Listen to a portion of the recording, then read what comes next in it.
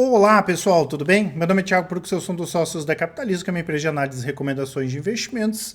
E como é tradicional, aos domingos vamos fazer mais um Ações para ficar de olho essa semana, onde nós trazemos os principais destaques dos últimos dias e falamos também um pouco sobre aquelas ações que podem ser destaque na próxima semana. Deixo claro um convite aí para quem não é inscrito se inscrever no canal e para quem gostar do vídeo dar um like e compartilhar. Vindo direto aqui para os destaques da economia brasileira e global, a última semana foi bastante movimentada, essa de agora também vai ser.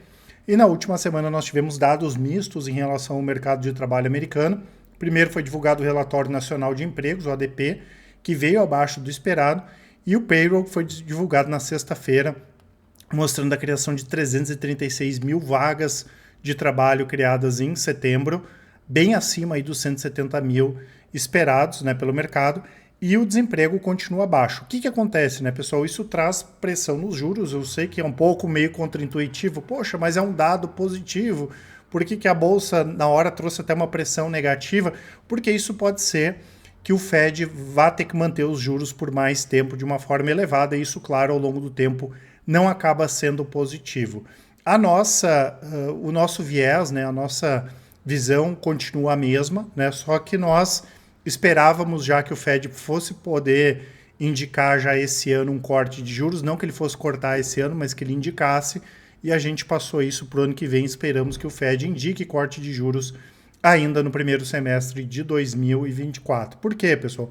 Porque a gente vem vendo uma série de dados aí que mostra, com o que se tem hoje, claro, porque essa situação pode mudar, o arrefecimento da inflação e uma desaceleração da principal economia do mundo. Por isso que a gente espera esse cenário. Tá? Para essa semana, como eu falei, semana movimentada, Estados Unidos tem o relatório de inflação ao produtor na quarta-feira, na quinta-feira tem o principal índice de inflação que é observado pelo Fed, né, que é o índice de preços ao consumidor. E claro, nós temos aí que acompanhar como vai ou se não vai escalar essa questão do conflito de Israel e Palestina, né? Mais um conflito, a continuidade histórica desse conflito, porque se ele se espalha na região, né, a gente sabe que aquela região ali é complexa e tem grandes produtores de petróleo, como é o caso do Irã, isso pode ajudar nos preços da commodity subir, tanto que na abertura do mercado agora o petróleo sobe 3%. E aqui no Brasil teremos a divulgação do IPCA de setembro, que deve ficar na casa aí de 0,3, 0,4. A situação aqui no Brasil segue a mesma que a gente vem comentando, a economia crescendo, mas crescendo pouco, e a inflação acomodada permite que o Copom aqui continue cortando juros. Lembrando que dia 12, dia da criança, né, feriado, dia da padroeira, né, não teremos pregão. Semana mais curta, sexta-feira, volta o pregão normal. Essa última semana, Ibovespa caiu 2%, no ano sobe 4%, e DIV voltou a cair 1,99%, o índice de small caps caiu bem aqui, quase 5%. O S&P em reais subiu 3,31%, ele subiu em dólar também, né? O Brasil foi na contramão aí do mercado global e o dólar voltou a subir, né? Já está com uma baixa pequena aqui, menos 7% esse ano, chegou a estar mais de 15% de queda em 2023, o IFIX deu uma baixa de 1%, no ano sobe 11%, Bitcoin voltou a subir 4,36%, sobe mais de 60% em 2023, tá? Os futuros americanos abriram em baixa, claro que a gente tem bastante coisa até o pregão iniciar, porém isso pode já refletir essa questão do conflito lá na faixa de Gaza. Tá? Como eu falei, o petróleo estava subindo 3% e o índice futuro, o S&P, estava caindo 0,5% a última vez que eu vi aqui. Em termos gráficos, né, o Ibovespa segue naquela mesma análise que a gente vem comentando nas últimas semanas. Ele ainda não voltou a operar dentro do canal baixista, ele está numa lateralidade grande, tanto que o fechamento de sexta foi próximo aqui ao que o Ibovespa estava batendo lá no início de junho. Nossa expectativa ainda é que o Ibovespa venha alcançar nas próximas semanas 130 mil pontos. Claro que se o Ibovespa volta a operar dentro do canal de baixo, a gente tem que mudar a opinião aí, tem que seguir aqui o que o gráfico está apontando, tá?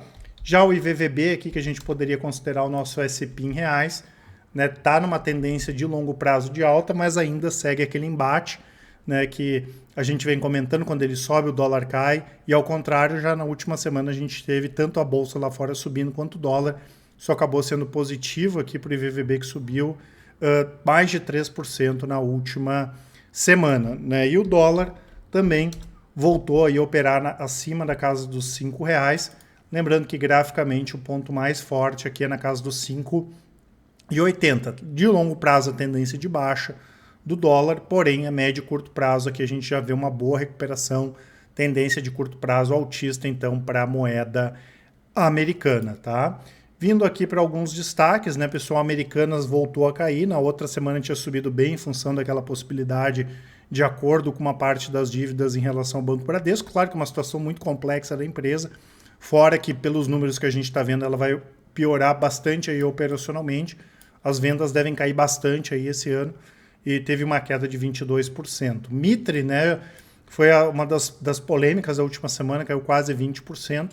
O Conselho de Administração da empresa aprovou a compra de 4 imóveis pertencentes ao Fabrício Mitre, que está lá no controle da empresa. O valor do negócio foi pequeno, né, pessoal? Em torno de 14 milhões de reais.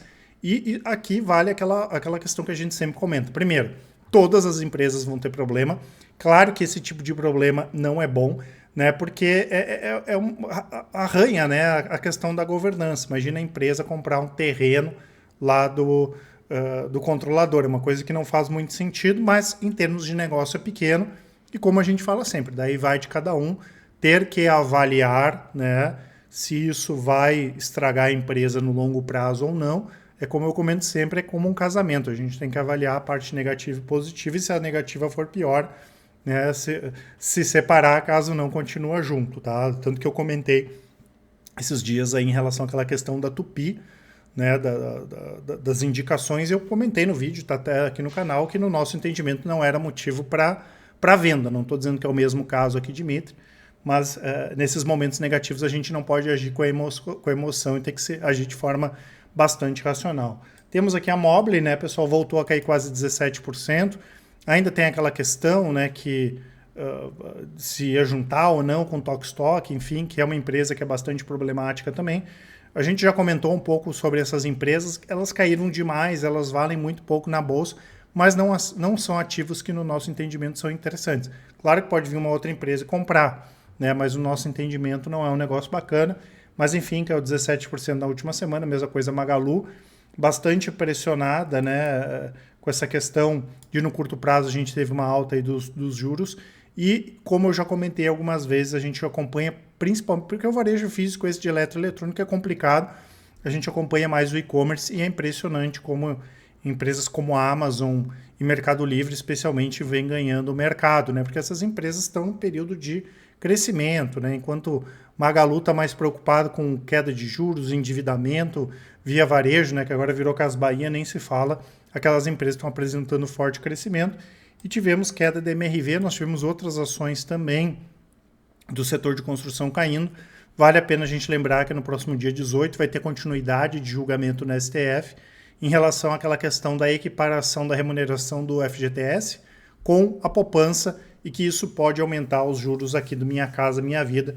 Vamos acompanhar isso aqui porque pode afetar as empresas que atuam no segmento. Destaques de alta, nada novo aqui em relação, nós pegamos aqui Google e Meta, né, em relação ao BDR. Normalmente a gente coloca os BDRs para ficar tudo em reais, mas quando a gente tem uma recomendação de ativo estrangeiro, o investidor pode escolher se ele quer BDRs ou estoques, né, até porque a maioria, eu acho que só tem uma recomendação nossa que não tem BDRs, né, de ativos internacionais. São empresas boas, especialmente o Google, né, mas a Meta divulgou bons resultados nos últimos trimestres, vem melhorando bastante os resultados.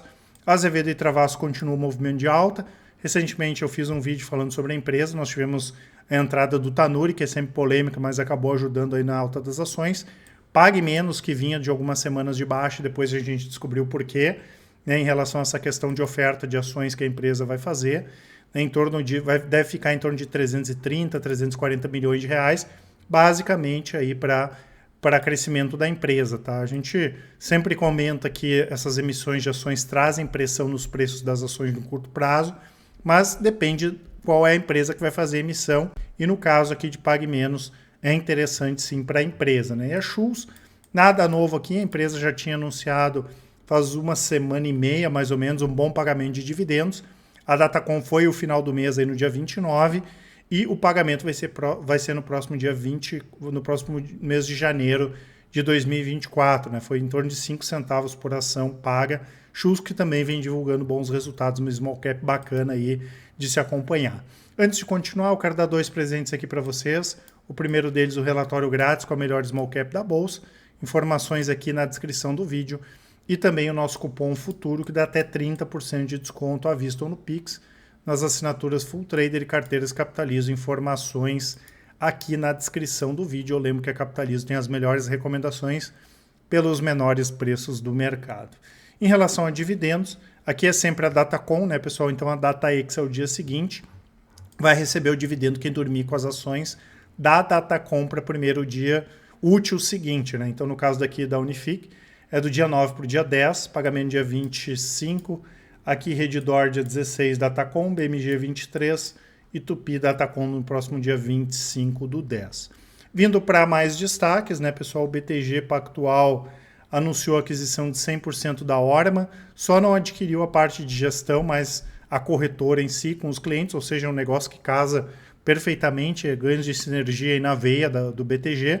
Estamos vendo uma consolidação do mercado, a gente vem observando também uma consolidação no mercado de gestão, no mercado de autônomos, os agentes autônomos, é o que a gente deve continuar vendo aí nos próximos anos.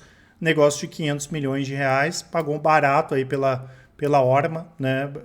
O BTG que também tem uma possibilidade boa de crescimento no exterior, inclusive na última semana a gente comentou que eles tinham concluído a compra de um banco em Luxemburgo, né? E o objetivo deles é atender os clientes da América Latina, principalmente brasileiros, tanto aqueles que residem na Europa e nos Estados Unidos. Belo potencial de crescimento lá fora para o BTG.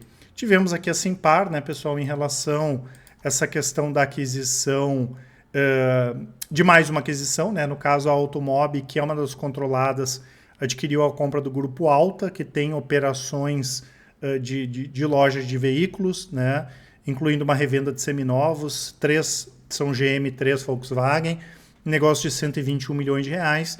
A ação sofreu uma pressão grande, né, a gente entende que é um ativo barato, principalmente com a possibilidade de queda nos juros, mas a empresa já tinha dado a entender que não ia fazer mais muito aquisições e fez mais uma aquisição. Isso caiu um pouquinho mal aí no mercado, ajudou na queda das ações. É um negócio pequeno, mas parecido ali, trazendo uma perspectiva, como a gente comentou no caso de Mitre, né? É uma coisa que não era esperada eles fazerem mais uma aquisição, mas enfim, oportunidade da empresa, é uma aquisição pequena, se a gente levar em conta o que a empresa vem fazendo, aumenta um pouquinho a alavancagem, mas aumenta também a presença da empresa no setor. Tá? Nós tivemos aqui alguns bancos de investimento aumentando a recomendação para Suzano, incluindo o JP Morgan. Claro que para a gente, né, pessoal, isso aqui é indiferente, mas ajuda, né, a aumentar o preço de uma ação ou derrubar, né, a recomendação desses grandes bancos de investimento. E eles acreditam que Suzano está barato. Não é o nosso papel fazer uma análise da análise de outras casas de análise, né? Seria até indelicado, vamos dizer assim, da nossa parte. Mas a gente também concorda, né? Suzano está muito barato. O preço da celulose está muito baixo, principalmente no mercado europeu. E mesmo a Suzano e a Klabin tendo elevado os preços aí para esses mercados da América do Norte, Europa e na China já 2 vezes esse ano, a gente entende que está mais ou menos no piso aí o preço da celulose e a demanda continua forte. A gente entende que é uma das melhores commodities para o longo prazo, né? Então acaba sendo positivo para a Suzano. PetroRio divulgou dados operacionais relativos a setembro. Dados vieram muito bons, né? Os melhores aí de 2023. Ultrapassou os 100 mil barris de petróleo de produção por dia e Frade está bombando, né? Hoje é responsável por 56% da produção total.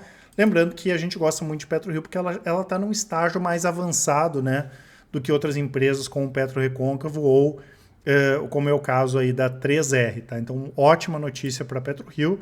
A Alus aqui, né, pessoal, antiga lá em Sonai, fez a venda aí de 2 ativos, né, uma parte que eles tinham no total, na verdade, no Shopping Jardim Sul e 43% que eles tinham no Bauru Shopping, 444 milhões de reais. Foi bom o preço de venda.